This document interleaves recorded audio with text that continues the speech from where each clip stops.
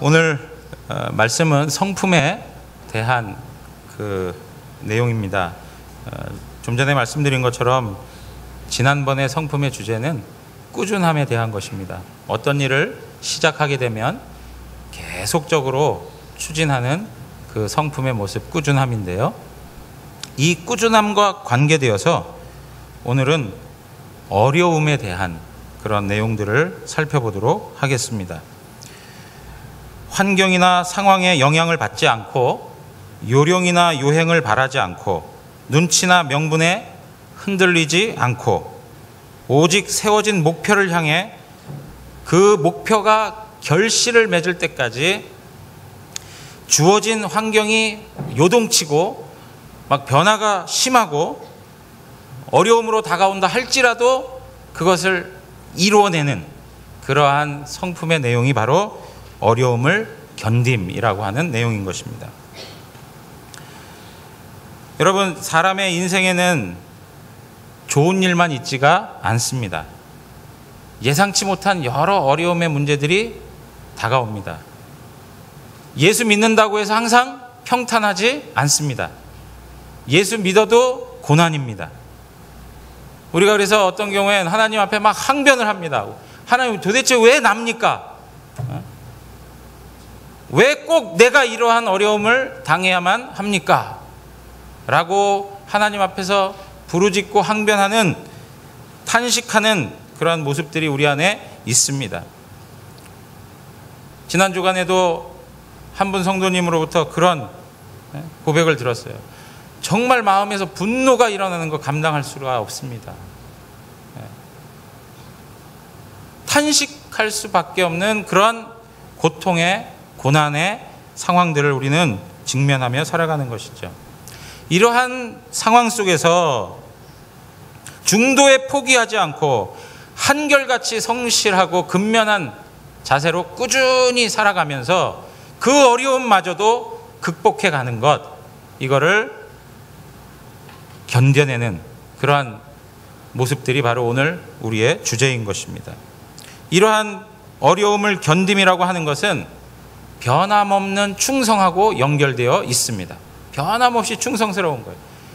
어떤 것을 맡기면 그것을 책임지기 위해서 충성되이 살아가는 그런 삶의 모습들이 바로 어려움을 견딤이라는 것과 비슷한 내용이 될 수 있는 것입니다. 여러분, 우리가 이러한 어려운 일들을 경험할 때 우리 안에서 원망이 생기고 때로는 불평할 수 있겠지만 이러한 어려움이 아니고는 우리 안에 성숙이 또한 생겨나지가 않습니다. 그래서 우리가 고난을 당하고 어려움을 당하고 할 때마다 우리에게 주는 유익이라는 것은 바로 우리 자신이 성장해 가고 성숙해 간다는 것입니다. 여러분, 왜 우리가 어려움을 견뎌야 할까요? 납득도 되지 않고 이해도 되지 않는 상황에 왜 그것을 견뎌내며 살아야 할까요? 우리 삶의 몇 가지의 내용으로 그 어려움을 견디는 그런 이유에 대해서 살펴볼 텐데요. 첫 번째는 뭐냐면 하나님의 성품이 바로 오래 견딤이라는 것입니다. 우리 하나님께서 오래 견디시는 그러한 하나님이심을 성경은 우리에게 보여주고 있습니다. 시편 103편 8절에 보시면 다 같이 한번 읽겠습니다. 여호와는 긍휼이 많으시고 은혜로우시며 노하기를 더디하시고 인자하심이 풍부하시도다. 여러분, 우리 하나님은요, 심판의 하나님이시고 우리 하나님은 죄에 대해서 가만 내버려 두지 않으십니다.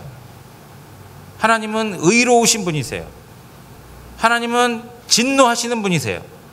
그럼에도 불구하고 하나님은 오래오래 참으시고 인자함으로 우리에게 다가오시는 분이라는 거죠. 여러분, 우리 삶의 모습 가운데 그러한 하나님의 풍성하신 사랑이 늘 드리워져 있는 것을 확인하며 살 수 있는 것이죠. 항상 하나님의 사랑이 우리의 삶에 붙어 다니고 있어요. 주님의 은혜, 주님의 인자하심, 그것이 아니면은 오늘 이 시간에도 이러한 모습으로 하나님 앞에 나아갈 수가 없습니다.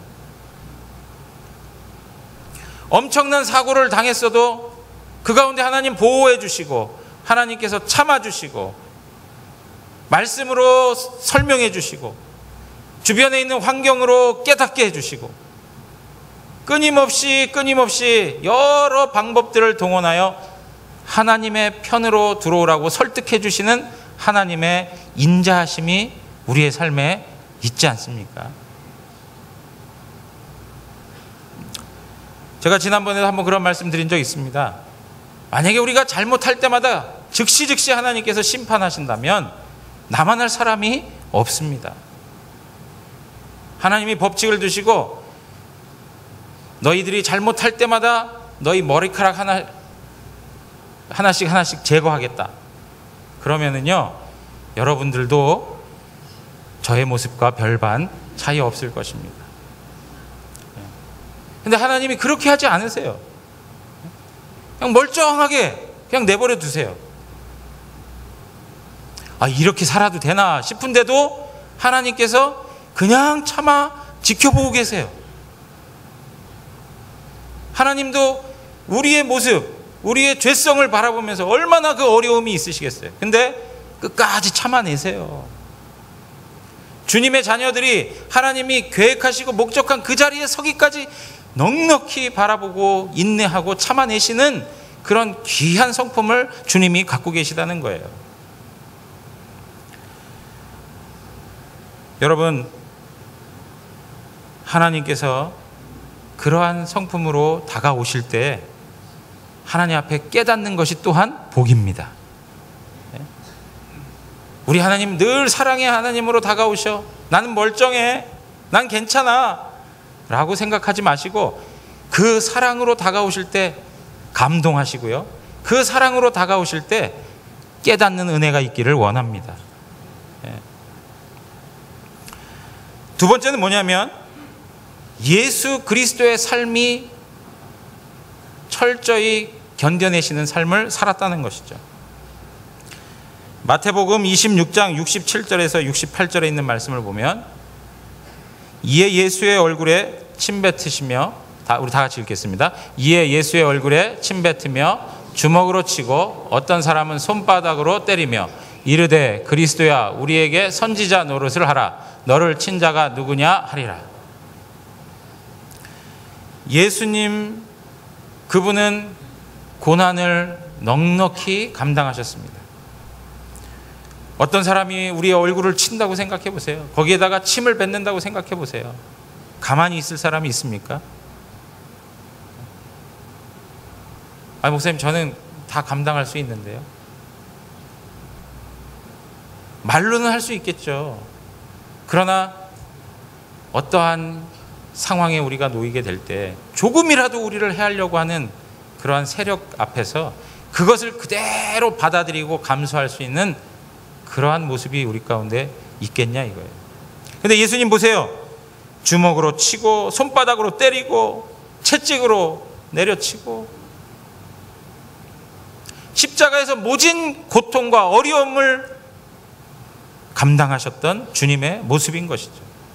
만약에 주님께서, 주님 이 고난의 잔, 이 십자가의 고통, 고난 내가 왜 져야 되는 겁니까? 왜 나입니까? 나는 질 수가 없습니다. 내가 죄졌습니까? 내가 왜 이것을 감당해야 되지요? 하고 십자가에서 내려오셨다면 과연 우리에게 하나님의 사랑이 증거될 수 있겠으며 우리에게 구원의 은혜가 임할 수 있겠습니까? 예수 그리스도가 끝까지 견뎌내시고 참아내시고 그 어려움과 그 고통을 이겨내셨기 때문에 우리에게 생명이 온 것입니다. 우리에게 영생이 주어진 것입니다. 우리는 이 예수 그리스도의 삶을 그대로 받아야 되는 것이죠. 베드로전서 2장 23절에 보면 욕을 당하시되 맞대 욕하지 아니하시고 고난을 당하시되 위협하지 아니하시고 오직 공의로 심판하시는 이에게 부탁하시며 라고 되어 있어요.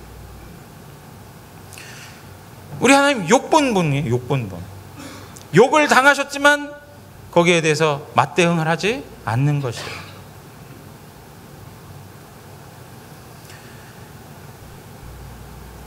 여러분, 우리가 항상 생각해야 될 것이 있습니다.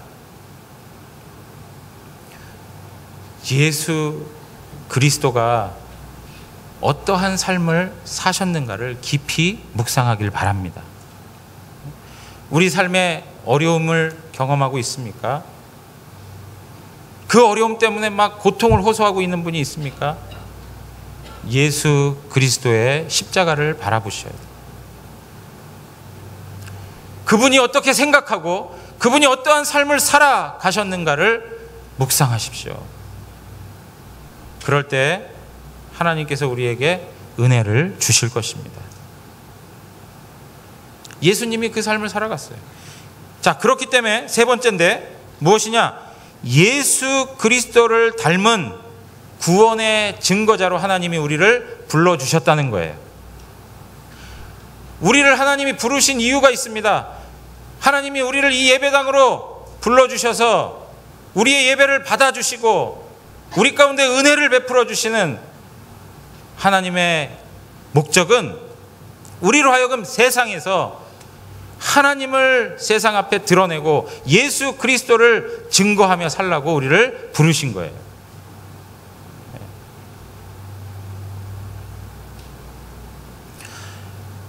예수 그리스도를 증거하고 예수 그리스도를 드러내기 위한, 예수님의 아름다운 성품을 나타내기 위한 그런 삶을 살아가기 위해서는 우리에게 필요한 것이 무엇입니까? 세상과는 다른 삶을 살아야 된다는 거예요.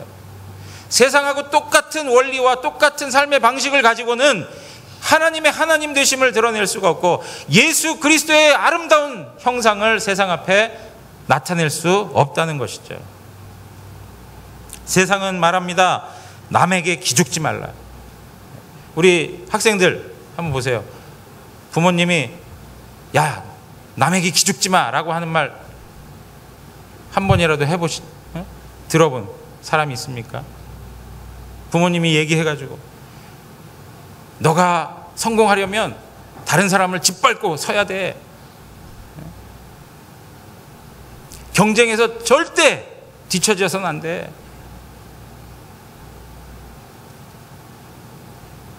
네가 조금 밀리면 다른 사람이 그 자리 차지하는 거야.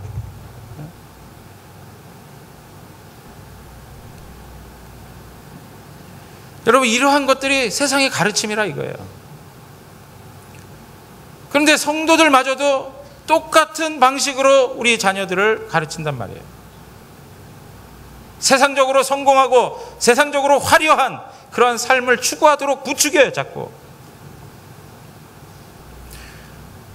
고난이라고 하는 것, 그 길을 가도록 안내해 주지 못해요. 예수 믿는 그것 때문에 고난이 된다. 예수님 믿는다는 것이 어려움을 견디는 삶이다. 그 어려움을 계속 가라. 그렇게 얘기하지 않아요. 될 수 있으면 편하게 살기 위해서 네가 지금 공부해야 되지 않겠니?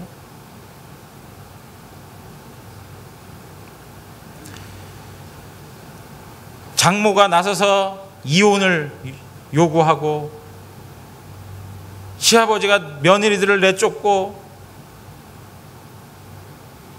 정말 사랑과 신의와 어떤 그런 모든 아름다운 것들이 가정에서 나타나야 되는데 그러한 것들이 아니라 서로 반목하고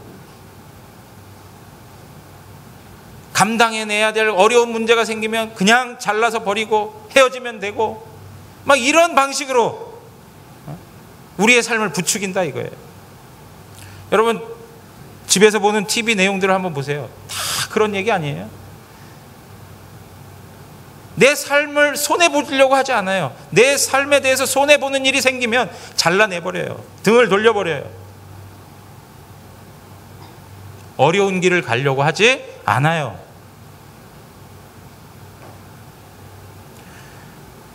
그런데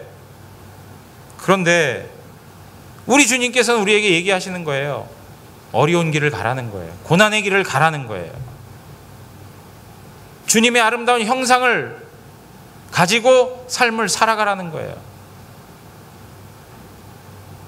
주님의 형상을 세상 앞에 소개하기 위해서는 고난이라는 것이 필수적이거든요. 그런데 그 길을 다 피해가는 것입니다.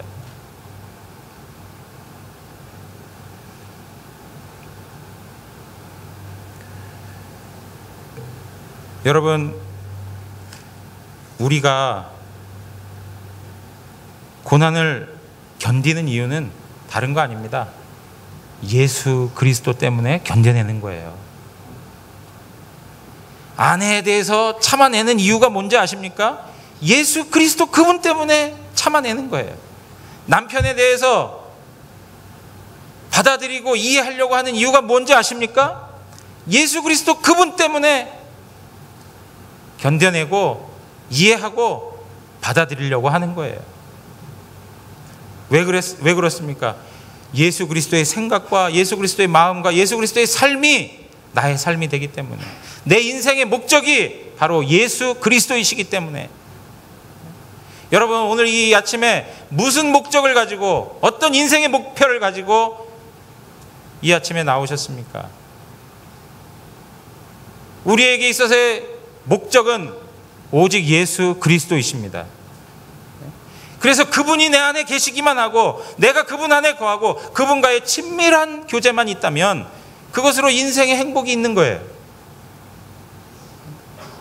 그것으로 만족한다는 고백을 하는 거예요. 여러 가지 어려운 현실들 속에서도 물질이 없어 가난하고 건강한 육체가 없어서 그 질병 때문에 고통스러워해도 내 안에 예수님 계시고 내가 예수님과 사랑의 교제를 하고 있다는 그것 때문에 만족하고 감사하고 감격하며 살아가는 거예요. 우리가 참아내는 이유는 다른 게 없습니다. 바로 예수님 때문에 그런 것입니다. 예수님. 그래서 여러분, 견디다 못해 쓰러질 때 그 순간에 불러야 될 이가 다른 분이 아니에요. 예수 그리스도이신 겁니다. 예수 그리스도를 불러야 되는 거예요. 로마서 8장 18절에 보면, 생각건대 현재의 고난은 장차 우리에게 나타날 영광과 좋게 비교할 수 없도다. 여러분, 예수 그리스도와 함께 살아가는 것은 고난의 길을 걷는 것입니다. 그 고난의 현장에서 우리가 하나 생각해야 될 것은 바로 예수 그리스도가 고난 뒤에 영광을 얻으셨던 것처럼 우리도 하나님의 영광으로 충만하게 될 것이라는 거죠. 그 풍성한 영광스러움을 바라보면서 현재의 고난을 이겨내시는 거예요. 그 영광은 지금 당하고 있는 고난으로는 설명할 수 없고 표현할 수 없는 풍성한 은혜의 영광인 것이죠. 그거를 생각하라 이거예요. 베드로전서 1장 7절 우리 다 같이 한번 읽겠습니다. 시작. 너희 믿음의 시련이 불로 연단하여도 없어질 금보다 더 귀하여 예수 그리스도에 나타나실 때에 칭찬과 영광과 존귀를 얻게 하려 함이라. 아멘. 여러분, 우리에게 믿음의 시련이 있습니다. 우리의 삶에 믿음의 시험이 있습니다. 믿음의 어려운 장애가 있습니다. 그러나 그것 뒤에 반드시 칭찬과 영광과 존귀가 있다는 것을 기억하십시오. 오늘 하나님의 사람들은 바로 이러한 내용들을 붙들고 오래 견디고 어려움을 참아내는 것입니다. 자, 어떻게 이러한 어려움들을 견딜 수 있을까요? 비슷한 표현이 될 수 있겠지만, 첫째로 하나님의 영광의 힘으로 그 어려움을 견뎌낼 수 있다는 것입니다. 여러분, 우리는 어려움에 처하게 되면 실망하게 되고요, 불평하고요, 부정적 관점이 생겨요. 어려움을 경험해서 완전히 절망하고 나면 늘 부정적이에요. 얘기도 부정적이에요. 어떤 분하고 대화를 하다 보면 그 자리를 피하고 싶어요. 왜? 항상 부정적인 얘기예요. 비난하고 정죄하고 남 탓하고. 부정의 세계에 완전히 갇혀 있는 거예요. 삶에 대한 두려움에 완전히 묶여 있어요. 문제 자체가 큰 게 아니라 우리 마음 가운데 찾아오는 두려움이 더 크게 느껴지는 거예요. 그럴 때 여러분, 그 실망하는 그 자리, 그 좌절하는 그 자리에서 일어나서 십자가의 영광을 바라보시라 이거예요. 십자가의 영광. 오늘 골로새서 1장 11절에 보면 그 영광의 힘을 쫓아 모든 능력으로 능하게 하시며 기쁨으로 모든 견딤과 오래 참음에 이르게 하시고 라고 되어 있습니다. 그 영광의 힘을 쫓아 모든 능력으로 이겨낼 수 있다는 거예요. 여러분, 우리가 어려움을 감당하지 못하는 이유가 무엇입니까? 바로 하나님의 영광스러움이 우리 안에 고갈되었기 때문에 그래요. 주님이 주시는 그 영광의 힘이 무엇인지를 우리가 깨닫고 살지 못하기 때문에 그래요. 여러분, 어느 날 하나님의 말씀을 보는데 하나님의 말씀이 정말 살아서 역사하는 것 같더라고요.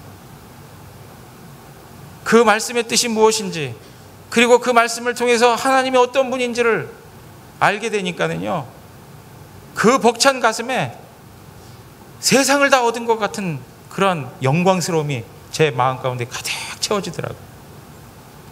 그 순간 세상에 어떤 걸 갖다 준다 해도 이 살아계신 하나님 말씀하고 바꾸지 않을 거야 라는 생각이 들더라고요. 여러분, 우리의 심령이 하나님의 영광스러움으로 가득 채워져 보세요. 어떠한 세상의 두려움도, 어떠한 세력도 무서울 게 없는 것이죠. 두려울 게 없는 것이죠. 하나님의 영광으로 우리의 영혼이 채워지기만 하면 담대함이 생겨나고요, 용기가 생겨나고요, 감당할 능력이 생겨나게 되는 것입니다. 이런 하나님의 영광이 무엇이냐? 성경은 우리에게 말씀하기를 하나님의 영광은 부활의 권능이라고 말씀하고 있습니다. 부활의 권능. 여러분, 하나님의 영광은 부활의 권능으로 나타났습니다. 예수님이 죽음 가운데 있었습니다. 거기에는 소망이라고는 생각할 수 없는 자리였습니다. 그러나 하나님의 전능하심으로, 하나님의 능력으로 예수 그리스도가 부활하셨습니다. 예수 그리스도의 부활을 통한 그 영광스러움은 어두운 세상을 밝혔습니다. 절망하고 있는 인간들에게 소망을 주었습니다. 죽어있던 영혼들에게 생명을 주었습니다. 이것 역시 우리의 삶에 필요한 능력인 것입니다. 여러분, 주님의 영광을 사모하길 바랍니다. 주님의 권능을, 부활의 능력을 소망하며 하나님 앞에 기도해야 될 줄 믿습니다. 다른 것 구하는 것 아닙니다. 하나님, 나에게 부활의 능력을 주시옵소서. 부활의 영광스러움을 주시옵소서. 그 능력을 경험하고 하나님 앞에 살아가게 해 주시옵소서. 이것이 우리의 고백이 되어야 한다는 것이죠. 두 번째는 무엇인지 아십니까? 선하신 하나님을 의지하고 그 하나님이 우리와 함께 하심을 기억해야 된다는 거예요. 선하신 하나님께 의지하고 그 하나님이 우리와 함께 하고 있다는 걸 기억하며 살아야 된다는 것이죠. 여러분,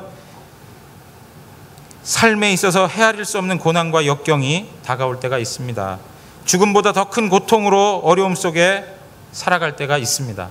그러한 순간에도 믿음의 사람들은 하나님 앞에서 하나님의 선하심을 고백했습니다. 여러분 잘 알고 있는 요셉이 있습니다. 창세기 50장 20절에 보면 다 같이 한 목소리로 읽겠습니다. 당신들은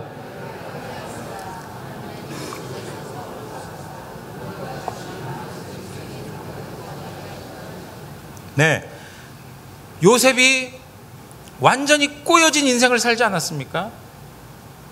어떻게 그렇게 안 되는 인생이 있을 수 있겠습니까?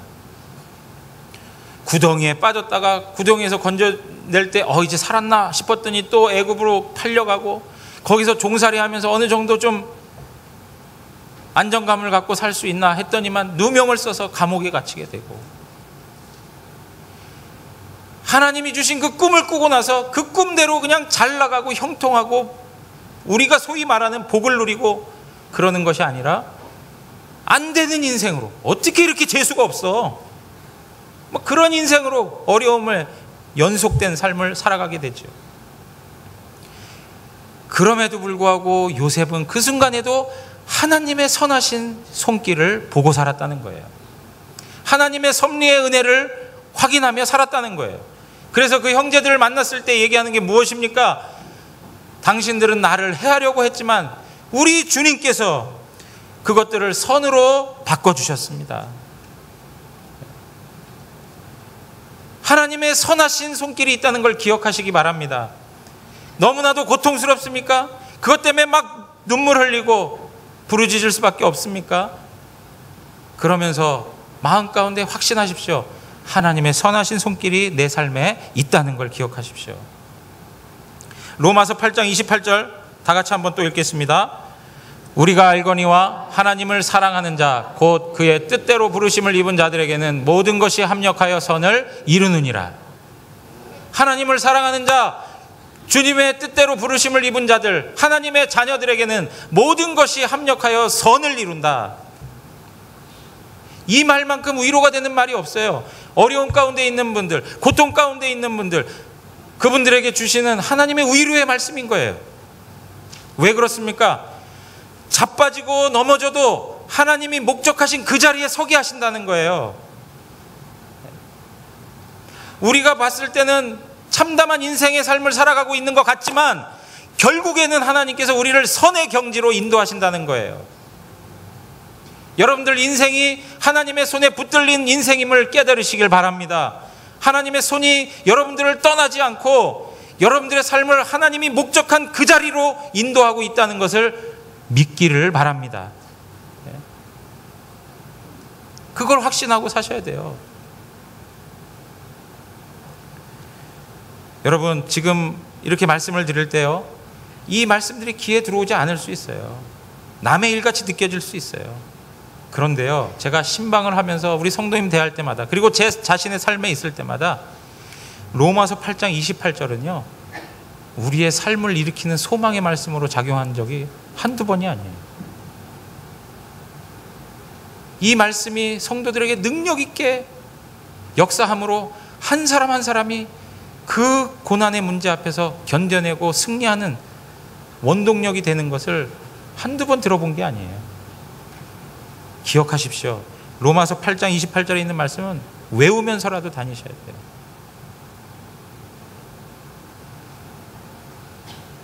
이사야 43장 2절에 보면 내가 물 가운데로 지날 때 내가 너와 함께 할 것이라 강을 건널 때 물이 너를 침몰하지 못할 것이며 내가 불 가운데로 지날 때 타지도 아니할 것이요 불꽃이 너를 사르지도 못하리니, 이렇게 말씀하고 있습니다. 여러분, 주님께서 얘기하십니다. 하나님의 자녀들은 물 가운데 건너가지 않을 거야. 강 건너가지 않아. 불 가운데 가는 일 없어. 항상 평탄한 길이다. 항상 넓은 길이다. 항상 행복한 길이야. 이렇게 얘기하지 않습니다. 뭐라고 얘기합니까? 물 가운데 지날 때, 강을 건너갈 때, 그리고 불 가운데 가는 어려움을 경험하게 된다는 거예요. 그러나 거기에서 그 모든 것들이 우리를 해할 수 없고 하나님이 붙들어 보호하시겠다는 것입니다. 왜 그럽니까? 하나님이 그 자리에 함께 하신다는 거예요. 시편 23편의 24절, 시편 23편 4절 말씀입니다. 4절 말씀을 보면 내가 사망의 음침한 골짜기로 다닐지라도 해를 두려워하지 않을 것은 주께서 나와 함께 하심이라. 주의 지팡이와 막대기가 나를 안위하시나이다. 여러분, 좋으신 하나님이 우리와 함께 하고 계십니다. 여러분들은 혼자 고난을, 고통을 감당하시는 분들이 아닙니다. 그 어두운 순간에 우리 하나님이 함께 하고 계시다는 거예요. 여러분, 인생에 그림자가 있습니다. 항상 그림자가 드리워질 때가 있어요. 그런데 우리가 몇 가지 알아야 돼요. 이 리고렌 목사님이 설명한 이야기 중에 하나인데, 그림자는 항상 실체보다 크다는 거예요. 여러분, 그림자가 훨씬 더 크지 않습니까? 그림자가 저보다 더 뚱뚱해요. 예. 그런데 여러분, 이 모습 속에서 우리가 배울 것은 뭐냐면, 그 두려움이라고 하는 그림자에 우리의 마음이 녹아내려요. 예. 문제보다도 우리에게 다가오는 큰 두려움이 더 큰 문제예요.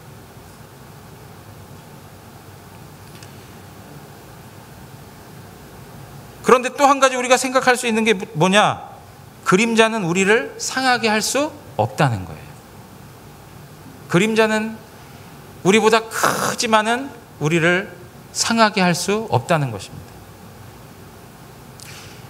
여러분, 사망의 음침한 골짜기에 나타나는 그림자, 그것이 참으로 크다 할지라도 우리를 넘어뜨리거나 우리를 해할 수 없다는 것을 기억하십시오. 누가 제 그림자를 밟으면 제가 아픕니까?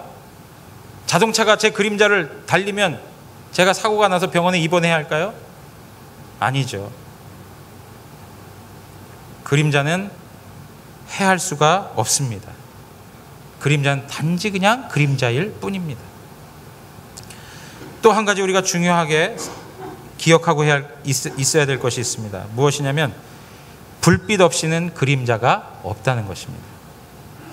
빛이 없으면 그림자가 생겨나지 않습니다. 우리가 완전한 흑암에 처해 있을 때 항상 생각해야 될 게 무엇이냐? 그 반대편에 무엇이 있다고요? 빛이 있다는 걸 생각하십시오.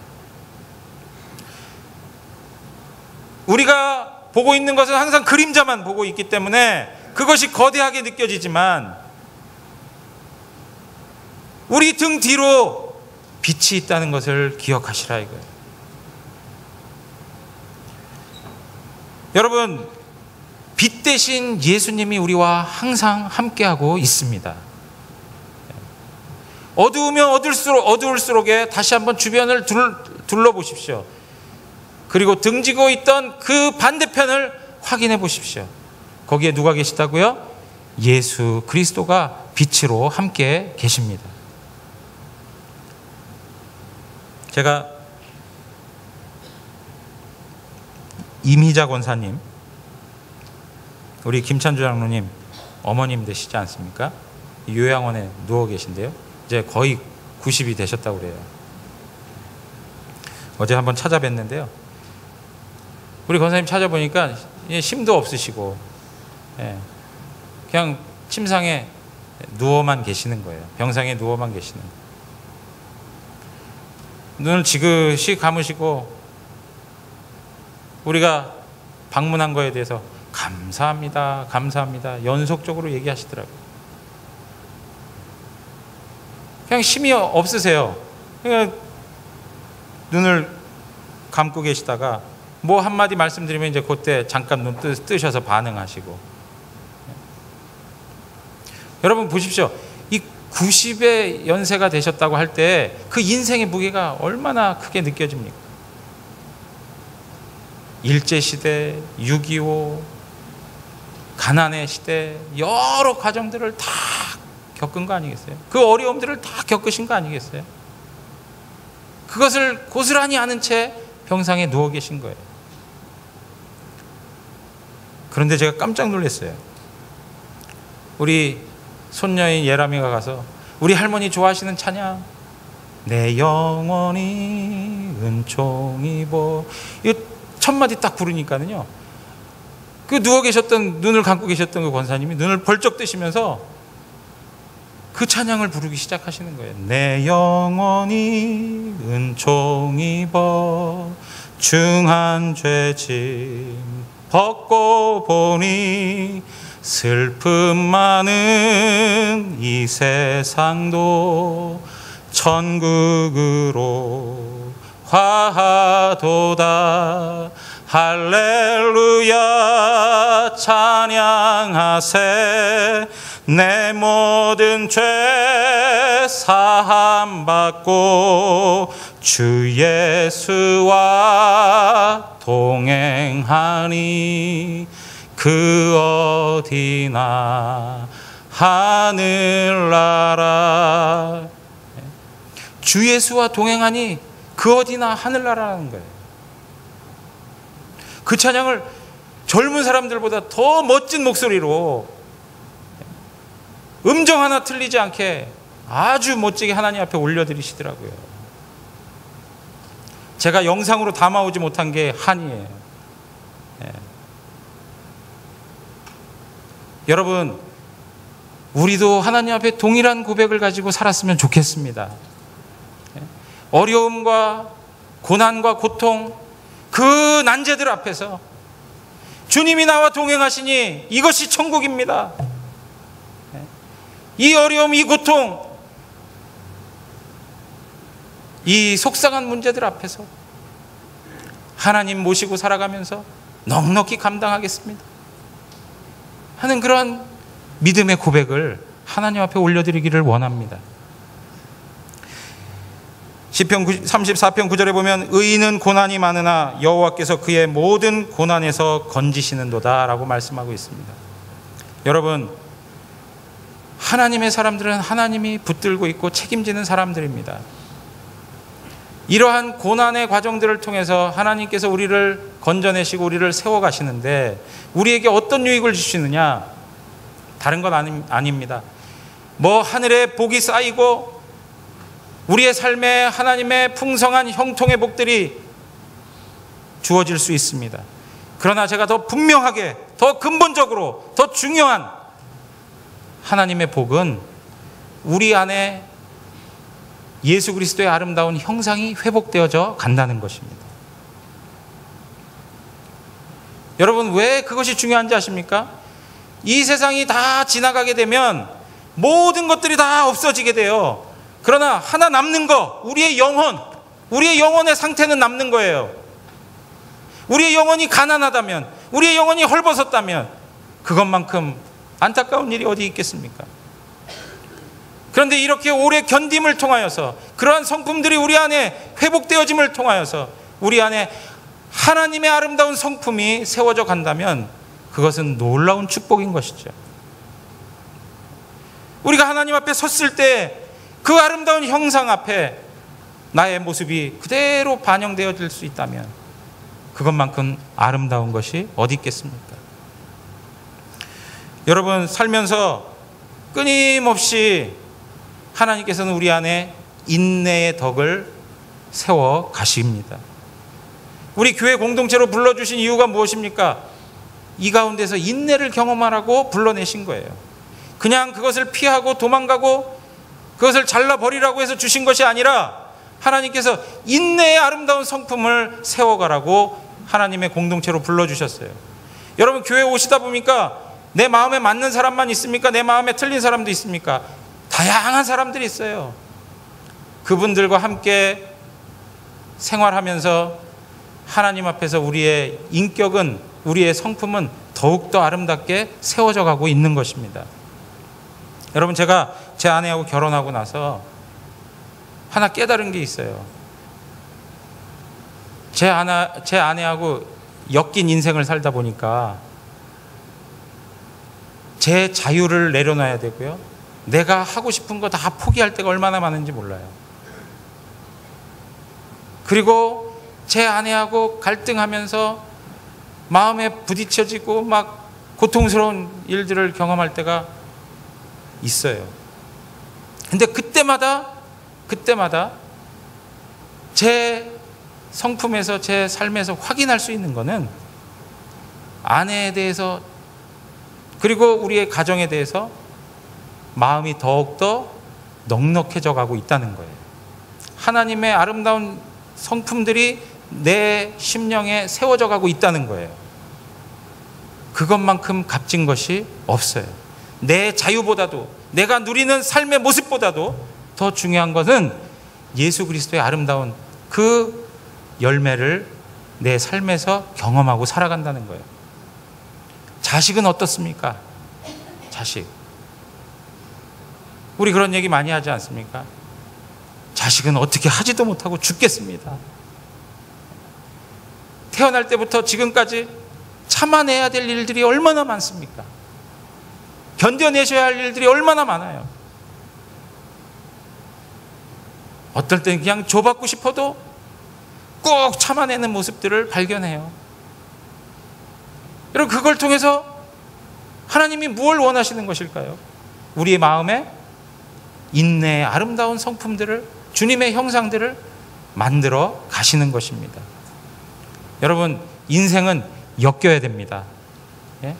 어려운 문제하고 만나야 돼요. 그렇지 아니하고는 성숙이 일어날 수가 없습니다. 우리의 삶에 주신 어려움들, 고난들, 이런 것들이 저주가 아니라, 우리의 인생의 장애가 아니라 우리의 인생의 복이 되고 하나님 앞에서 하나님이 주시는 선물이 됨을 기억하면서 하나님 앞에 영광스럽게 살아가기를 원합니다. 한 가지만 더 기억했으면 좋겠습니다. 해만 밝게 비치고 비가 오지 않는다면 사막이 될 수밖에 없습니다. 어려움을 경험할 때마다 항상 생각하십시오. 견딤의 세월이 길면 하나님께 쓰임의 세월 또한 길다는 것을 항상 마음에 간직하시고, 오늘도 정말 잘 감당해내고 승리하고 넉넉히 이겨내시는 아름다운 성도의 모습들이 우리 모든 성도님들에게 나타나기를 주님의 이름으로 축원합니다.